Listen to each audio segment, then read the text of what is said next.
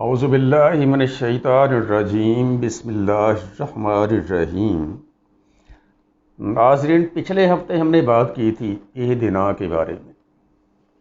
سورہ فاتحہ کی تفصیل ہماری جاری ہے الصلاۃ کے موضوع کے اندر۔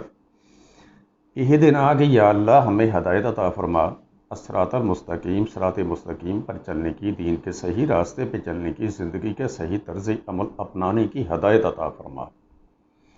اہدنا کے بارے میں ہم نے قرآن پاک کی آیات سے لے کے کافی حد تک اس کو کور کر لیا تھا، اور تقریباً یہ کور ہو چکا تھا موضوع اہدنا والا۔ اب کہ ہم نے اس سے آگے چلنا ہے اہدنا الصراط المستقیم، اور اس کے آگے چلتے ہوئے اب باقی چیزوں کو تھوڑا تھوڑا آج ٹچ کرنا ہے، پھر ڈیٹیل میں ہم انشاءاللہ بعد میں اگلے لیکچرز میں جاتے رہیں گے۔ اہدنا ایک ایسا لفظ ہے جس کو اللہ تعالیٰ کے حکم کے مطابق ہم روزانہ ہر رکعت میں، ہر نماز کی تمام رکعات میں، جتنی بھی رکعات ہوتی ہیں نمازوں کی، اتنے میں ہم ہر دفعہ اہدنا کا لفظ کہتے ہیں، اور اہدنا مانگتے ہیں، ہدایت مانگتے ہیں اللہ تعالیٰ سے۔ ہدایت کس چیز کی مانگتے ہیں؟ صراط المستقیم کی ہدایت مانگتے ہیں، زندگی کے صحیح طرز عمل کی ہدایت مانگتے ہیں، اس راہ عمل کی ہدایت مانگتے ہیں، اس دین حق کی ہدایت مانگتے ہیں جو ہمارے نبی علیہ الصلوۃ والسلام نے ہمیں زندگی گزارنے کے لیے بتایا ہے، اور یہ وہ راستہ ہے جو ہمیں بالکل سیدھے راستے پہ رکھے گا دنیا میں، اور جب دنیا میں ہم سیدھے راستے پہ رہیں گے تو آخرت میں کامیابی انشاءاللہ یقینی ہو جائے گی۔ اس لیے یہ ہدایت ایک ایسی چیز ہے کہ جس سے بھٹک جانے کا خدشہ ہر لمحے، ہر لحظے رہتا ہے ہر انسان کو۔ اسی لیے اللہ تعالیٰ کا حکم ہے کہ ہر رکعت میں سورہ فاتحہ پڑھنی ہے۔ اس فاتحہ میں اہدنا کا لفظ آتا ہے۔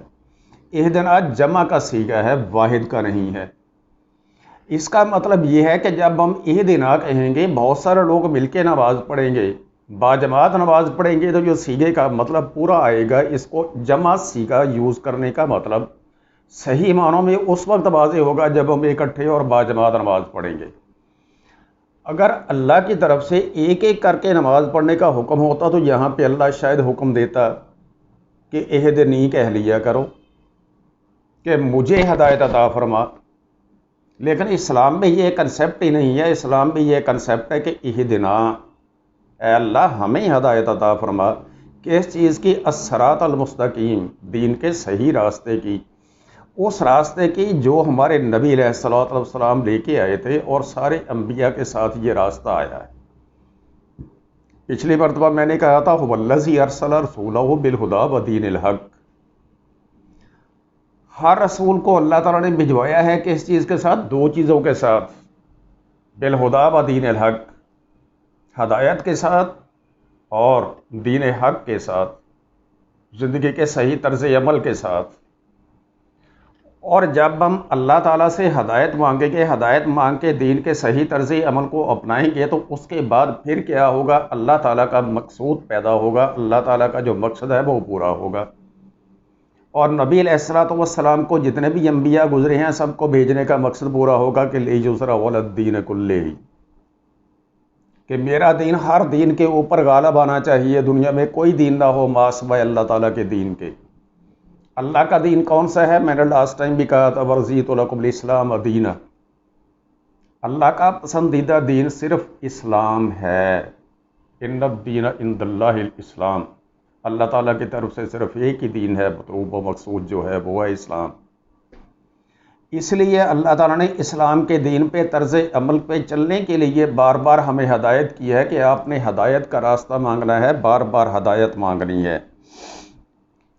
اب یہاں پہ کچھ سوال پیدا ہوتے ہیں کہ جب ہم سورہ فاتحہ پڑھتے ہیں تو اس وقت ہم کہتے ہیں کہ اہدنا الصراط المستقیم، اے اللہ تعالیٰ ہمیں صراط مستقیم پہ چلا۔ صراط مستقیم کون سا ہے؟ اللہ زینہ، صراط اللہ زینہ انعمت علیہم، ان لوگوں کا راستہ جن لوگوں کے راستے پہ چلنے سے ان پہ تیرا انعام ہوا، تیری نعمتیں آئیں، نعمتوں سے نوازا ہے تو نے۔ اب ہم نے دیکھنا یہ ہے، یہاں پہ سوال یہ پیدا ہوگا، صراط المستقیم تو ہو گیا، صراط الذین انعمت علیہم وہ کون سا راستہ ہے جس پر وہ لوگ چلے ہیں؟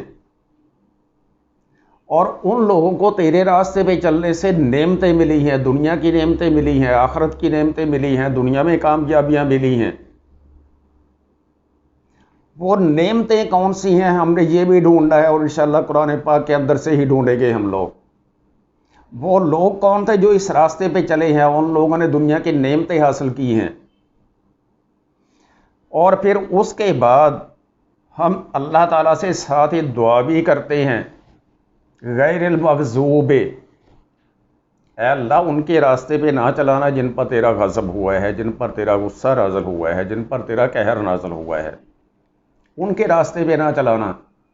اور ہم نے یہ لوگ بھی ڈھونڈنے ہیں کہ یہ غیر المغضوب ہے کہ جن کے ہم راستے سے ہٹنے کی دعا کر رہے ہیں۔ مغضوب لوگ کون ہیں؟ جن پہ اللہ تعالیٰ کا قہر نازل ہوا ہے۔ اب یہاں چھوٹی سی بات ہے یہ دیتا ہوں میں، جتنے بھی شارحین قرآن پاک ہیں، شارحین کلام الہی ہیں، جتنے بھی علماء ہیں، ہم مسجد میں سنتے ہیں، جمعے کے خطبے میں سنتے ہیں، ویسے سنتے ہیں، بڑے آرام سے لوگ ہر بندہ کہہ دیتا ہے کہ مغضوب یہودی ہیں۔ میں اس تفصیل میں تھوڑا سا ہٹ کے بعد میں آتا ہوں کہ یہودی کیسے مغضوب ہے اور کس طرح سے آج کل بھی وہ مغضوب کہہ رہے ہیں ان کو۔ پھر اس کے بعد ہم دعا کرتے ہیں کہ بلا الضالین، کہ اللہ ان کے راستے میں بھی نہ چلانا جن پہ جو لوگ گمراہ ہوئے ہیں۔ اب یہ گمراہ ہونے والے لوگ کون سے ہیں؟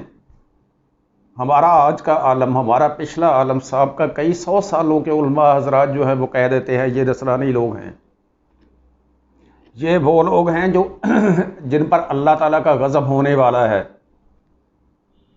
لیکن جب ان سے ہم بات کرتے ہیں کہ نصرانی لوگ تو آج کل دنیا میں بڑی کامیابیاں حاصل کر رہے ہیں، دنیا میں بادشاہی نصرانیوں کی ہے، تو اس وقت وہ کہہ دیتے ہیں کہ یہ ان کو دنیاوی نعمتیں ملنے والی ہیں، ان کا آخرت میں کوئی حصہ نہیں ہے۔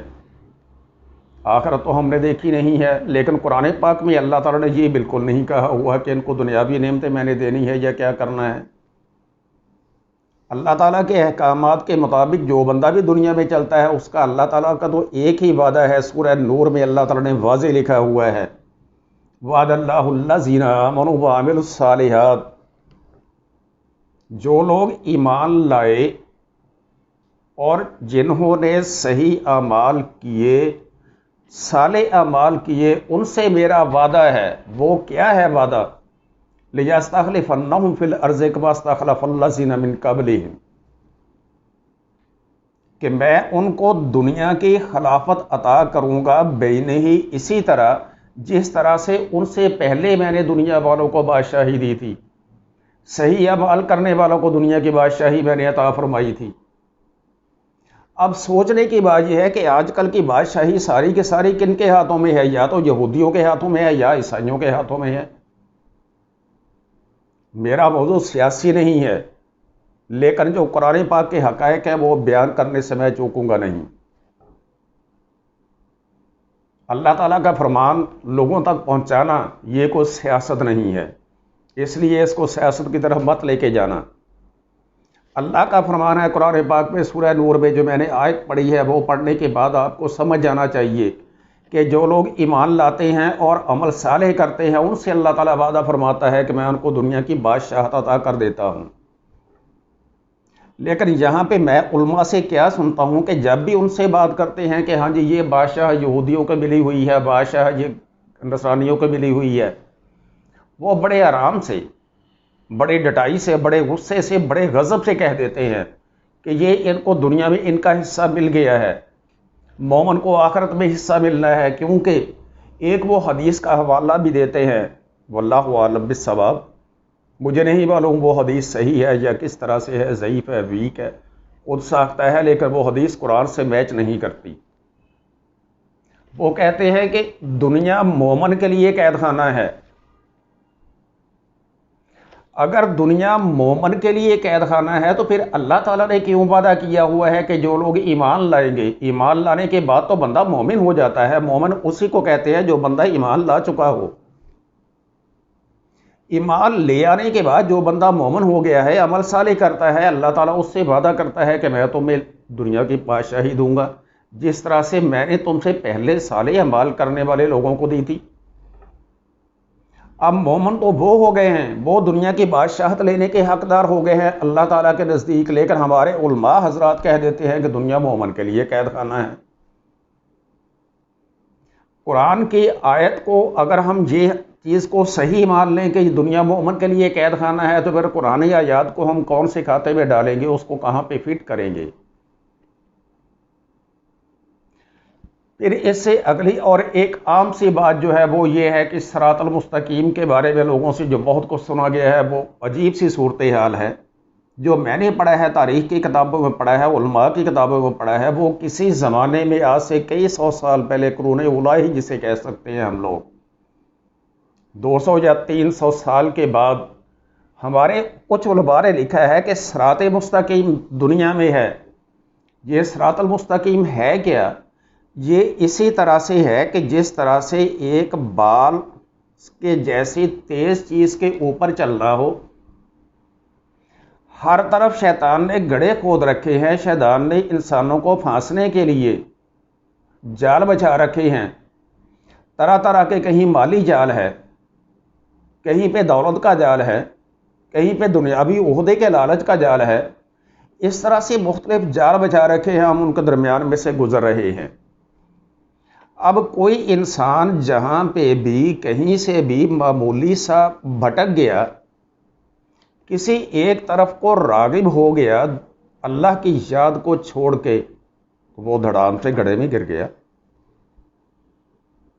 جب وہ گڑھے میں گر جائے گا، اس کے بعد اگر اللہ اس کو توفیق دے گا راہ راست پہ لانے کی، وہ کوشش کرے گا، وہ توبہ کرے گا، دوبارہ راہ راست پہ آ جائے گا، تو حالات سارے کے سارے صحیح ہو جائے گا، دنیاوی بھی اور آخرت کے بھی۔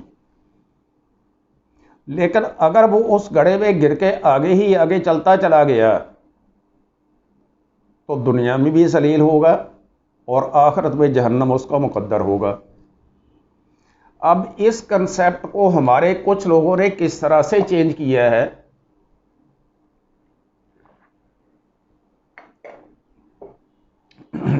الصراط المستقیم کو ایک پل صراط کا نام دے دیا ہے،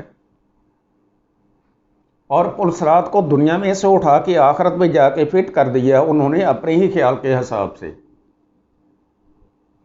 اس پل صراط کا مجھے آج تک کہیں سے قرآن پاک سے کوئی ثبوت نہیں ایسا ملا ہے کہ ہاں جی وہ پل صراط کون سا ہے جس نے فیصلے کرنے ہیں ہمارے مقدر کے آخرت میں۔ پھر یہاں پہ لوگوں نے بات بنا لی ہے کہ جو ہم قربانی دیتے ہیں ان کے دمبوں اور بکروں کے اوپر بیٹھ کے ہم لوگ پل صراط وہ کراس کریں گے، بجلی کی تیزی سے کر جائیں گے، ہمارا سب سے پہلا ٹھکانہ ہی جا کے جنت ہوگا۔ لیکن جو لوگ قربانیاں نہیں دیتے ہیں، جو اسلام کو نہیں مانتے ہیں، جو مومن نہیں ہیں، وہ اس پل کے اوپر چڑھیں گے تو کٹ کٹ کر جہنم میں گرتے رہیں گے۔ جو یہاں پہ مسلمان ہونے کا دعویٰ کرتے ہیں لیکن پکے مسلمان نہیں ہیں، وہ اس پل کے اوپر چڑھیں گے، دھڑام سے نیچے گر جائیں گے، جو سیدھے جہنم میں جائیں گے۔ اب اگر آخرت کے معاملات کو جو میرا نالج ہے اس کو پڑھا جائے تو موت کے بعد ایک عالم شروع ہوتا ہے جسے کہتے ہیں عالم برزخ، اور یہ عالم برزخ کا ڈیوریشن کتنا ہونا ہے یہ اللہ ہی جانتا ہے، لکھا ہوا کہیں نہیں ہے اللہ تعالیٰ نے آج تک بھی ہاں جی یہ اتنے 100 سال اتنے 1000 سال پر محیط ہوگا، کیونکہ اللہ تعالیٰ کا جو ایک دن ہے ہمارے پتہ نہیں 1000 سال کے برابر ہے، 50 سال کے برابر ہے، 50,000 سال کے برابر ہے، اس لیے اس کے ڈیوریشن کا کچھ پتہ نہیں ہے۔ ہاں ایک پیرامیٹر ہے کہ عالم برزخ اس وقت ختم ہوگا جب اللہ تعالیٰ کے مقرر کردہ فرشتے حضرت اسرافیل علیہ السلام سور پھونکیں گے، اس وقت عالم برزخ کا دورانیہ موت سے لے کے عالم برزخ کا دورانیہ ختم ہو جائے گا، اور پھر اس کے بعد اللہ تعالیٰ کا سورہ زلزال میں جو حکم ہے اس کے مطابق زمین کے بارے میں ہے اخرجت الارض اثقالها، کہ زمین اپنے سارے بوجھ نکال کے باہر پھینک دے گی، وقال الانسان ما لها، اور انسان کہے گا اس کے ساتھ کیا ہوا ہے، یہ زمین کو کیا ہو گیا ہے، کیا کر رہی ہے یہ۔ یومئذ تحدث اخبارها، اس دن ہر نفس کو، ہر بندے کو، ہر انسان کو، ہر ایک خبر دی جائے گی ذرے کے برابر، اس نے جو برائی کی ہے وہ بھی اور جو اچھائی کی ہے وہ بھی۔ اس وقت سے یوم حساب سٹارٹ ہوگا۔ یوم حساب کتنے ہزار سال تک جاری رہے گا یہ بھی اللہ ہی جانتا ہے، لیکن ہر انسان کا حساب ہونا ہے۔ پھر اس کے بعد کیا ہونا ہے؟ سورہ واقعہ میں قرآن پاک میں لکھا ہوا ہے کہ انسان 3 گروپوں میں تقسیم کر دیے جائیں گے۔ وہ گروپ کون کون سے ہوں گے؟ اصحاب المیمنہ،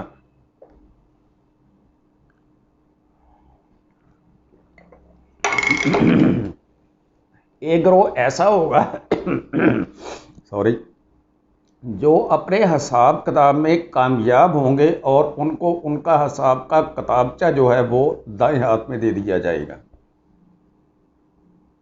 اور ان کو جنتی ڈکلیئر کر دیا جائے گا۔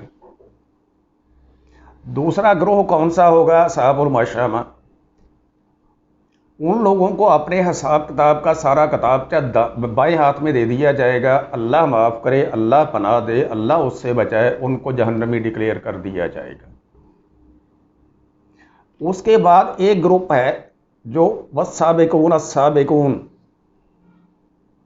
جو ہر چیز میں اللہ تعالیٰ کے معاملات کے بارے میں جو بھی چیزیں ہیں اس میں سب سے سبقت لے جانے والے لوگ ہیں، اور شاید یہ گروپ سب سے بڑا ہوگا، کیونکہ حضرت آدم علیہ نبینا سے لے کے حضور علیہ الصلوۃ والسلام تک جتنے والسابقون السابقون کی کیٹیگری بھی فال کرتے ہیں سبھی اس میں شامل ہوں گے، اور یہ وہ لوگ ہوں گے جن کو اللہ کا بڑا خصوصی قرب حاصل ہوگا۔ اب فیصلہ اللہ نے کر دیا ہے، انسانوں کو 3 گروپوں میں تقسیم کر دیا ہے، ایک گروپ جہنمی ہے، ایک گروپ جنتی ہے، ایک اللہ کا مقرب خاص گروپ ہے۔ اب میں سوال یہ کرتا ہوں لوگوں سے کہ پل صراط کو کہاں پہ فٹ کریں گے؟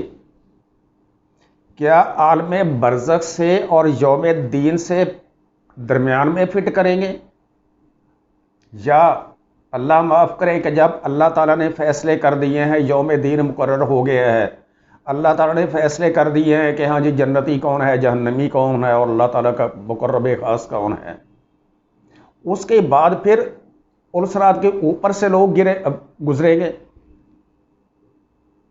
سوچنے کی بات ہے کہ اگر برزخ سے پہلے ہونا ہے، یوم دین سے پہلے اگر وہ حساب کرنے کے لیے پل صراط مقرر کر دیا جانا ہے تو حساب تو کر دیا پل صراط نے،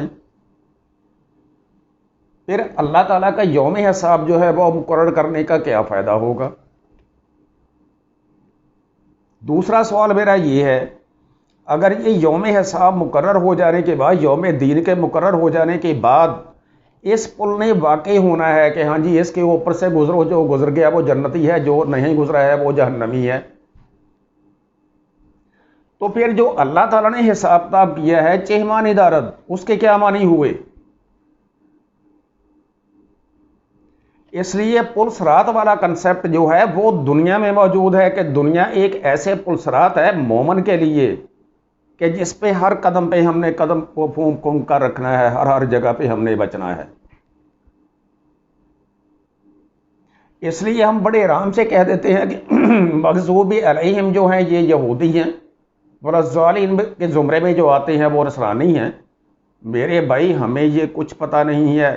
اب اگر یہودی ہیں مغضوب علیہم کے زمرے میں آتے ہیں، یہودیوں کے بارے میں لوگ کہہ دیتے ہیں، کہانیاں سناتے ہیں، قرآن پاک گواہ ہے اس چیز کا، یہودیوں پہ کسی زمانے میں ایک اللہ کا قہر آیا تھا، بہت پکی سی بات ہے یہ۔ فرعون کے زمانے میں یہودیوں نے جو حالات دیکھے ہیں دنیا کی تاریخ میں بہت کم قوموں نے دیکھے ہوں گے۔ یہ غلامی کی انتہا ہوئی ہے، جبر و ظلم کی، استبداد کی انتہا ہوئی ہے یہودی قوم پہ، اور کیوں ہوئی ہے؟ اللہ کی نافرمانیاں کرنے کی وجہ سے۔ پھر اللہ تعالیٰ نے ان کی سنی ہے، ان کا دورانیہ ختم ہوا ہے جب ظلم و استبداد کا، تو اس کے بعد اللہ تعالیٰ نے حضرت موسیٰ کو ان کا مسیحا بنا کے بھیجا ہے۔ لیکن یہ قوم بعد میں بھی اللہ تعالیٰ کی نافرمانیاں کرتی رہی ہے، تو جو جس طرح سے جتنی نافرمانی اللہ تعالیٰ کی کرتا ہے، اللہ تعالیٰ اس کے لیے اتنی ہی سزا دنیا میں مقرر کر دیتا ہے۔ اور اس کو ملتی ہے۔ اگر ہم آج کل دیکھیں، نہ تو وہ یہودی درمدار ہیں، نہ وہ کسی بھی جگہ پہ ظلم کی چکی پہ پس رہے ہیں، نہ وہ ظلم سہ رہے ہیں، بلکہ دنیا کی جتنی بھی اکانومی ہے، یہ ساری دنیا جانتی ہے کہ جتنے بھی بینکنگ سسٹم ہے یہودیوں کا ایجاد کرتا ہے۔ دنیا کی ساری اکانومی پہ یہودیوں کا قبضہ ہے، یہاں تک کہ آج کل ہماری موت اور زندگی کا فیصلہ بھی یہودی بیٹھ کے کر رہا ہے، اللہ معاف کرے۔ یہ کبھی کرونا کی صورت میں ہمارے اوپر کوئی وبا بھیج دیتا ہے، کبھی بلیک فنگس کی صورت میں بھیج دیتا ہے، کبھی کچھ آ جاتا ہے، کبھی کچھ آ جاتا ہے، اور ہم اس پہ کوئی نہ احتجاج کرنے کا حق رکھتے ہیں، نہ اپنی زندگی کو بچانے کا کوئی ہمارے پاس اختیار ہے۔ ہم پھر بھی یہ کہیں کہ مغضوب علیہم کے زمرے میں یہودی آتے ہیں۔ اگر ہم قرآن پاک کو پڑھیں، اللہ کے کلام کو پڑھیں، تو میرا خیال ہے کہ یہ چیزیں ہماری ساری کی ساری ہمیں کلیئر ہو جائیں گی، اور اللہ توفیق دے، اللہ میری زندگی سلامت رکھے۔ اس سے اگلے لیکچرز میں یہ ساری کی ساری جو ہے چیزیں جو میں نے آج بولی ہیں، صراط الذین انعمت علیہم، وہ کون لوگ تھے جن کے اوپر اللہ کی نعمتیں وارد ہوئی ہیں، جو اللہ کی نعمتوں سے مالا مال ہوئے ہیں، وہ کون لوگ تھے؟ غیر المغضوب علیہم، وہ کون لوگ تھے جن پہ اللہ کا غضب ہوا ہے یا ہو رہا ہے؟ وَلَضَّالِّينَ، وہ کون لوگ ہیں جو گمراہ ہو چکے ہیں؟ کہیں ان ساری کیٹیگریز میں ہم خود ہی تو فال نہیں کر رہے ہیں، کیونکہ اللہ کے اصول ہیں اور یہ موجود رہیں گے۔ اللہ کا قانون کبھی چینج نہیں ہوتا، لا تبدیل لخلق اللہ، اللہ کی بنائی ہوئی چیز کبھی تبدیل نہیں ہوتی۔ اللہ تعالیٰ کا فرمان ہے کہ جو بندہ بھی میری نافرمانی کرے گا اس کے اوپر دو چیزیں وارد ہونی ہی ہونی ہے۔ وہ کیا ہے؟ ضربت علیہم الذلۃ والمسکنہ، اس کے اوپر ہم لوگ ذلت اور مسکینی طاری کر دیتے ہیں۔ میرے مسلمان بھائیوں، آج کل دیکھ لو دنیا میں 57 کے نزدیک مسلمان ملک ہیں، 2 ارب کے کروڑ آبادی ہے ہماری پوری دنیا میں، لیکن ذلت اور مسکینی کن پہ طاری ہے؟ فیصلہ یہ آپ نے کرنا ہے، نام میں بتا دیتا ہوں۔ سب سے پہلے نمبر پہ دیکھ رہے یہودی، کیا وہ دنیا میں آج کل ذلیل ہو رہے ہیں یا مسکینی کی زندگی گزار رہے ہیں؟ کبھی یہودیوں نے ہمارے سامنے آ کے ہاتھ پھیلایا ہے ہمیں قرضہ دو؟ دوسرے نمبر پہ میں نام لیتا ہوں نصرانیوں کا۔ کیا کوئی ہمارے پاس ایسی تعلیم ہے جو ہمارے نصرانی ہمارے ملک میں آ کے حاصل کرتے ہوں، سعودی عرب میں جا کے حاصل کرتے ہوں، UAE میں جا کے حاصل کرتے ہوں؟ کوئی ایسی ٹیکنالوجی ہے جو نصرانی ملک کسی مسلمان ملک سے مانگ رہا ہو؟ تیسرے نمبر پہ ہم آتے ہیں مسلمان لوگ، ہم وہ لوگ ہیں جو قرضہ بھی مانگتے ہیں۔ آج کل تو ہم نے دوسرے ملکوں سے زکوٰۃ بھی مانگنا شروع کر دی ہے۔ ہم ٹیکنالوجی کے محتاج ہیں تو نصرانیوں کے اور یہودیوں کے۔ ہم اسلحہ کے لیے جن سے ہم مشرکین اللہ سے، جو اللہ کے ساتھ شرک کرتے ہیں، ان سے جنگ لڑنے کے لیے اسلحہ خریدتے ہیں تو نصرانیوں سے اور یہودیوں سے۔ اس لیے دیکھ لیں مسلمان کون سی کیٹیگری میں فعال کرتے ہیں۔ اللہ ان سب کو راہ راست پہ چلنے کی توفیق عطا فرمائے، اور جو ہم دعا کرتے ہیں اہدنا الصراط المستقیم، اس راستے پہ چلنے کی توفیق عطا فرمائے۔ باقی اس سے اگلے لیکچر میں انشاءاللہ کریں گے۔ آمین یا رب العالمین۔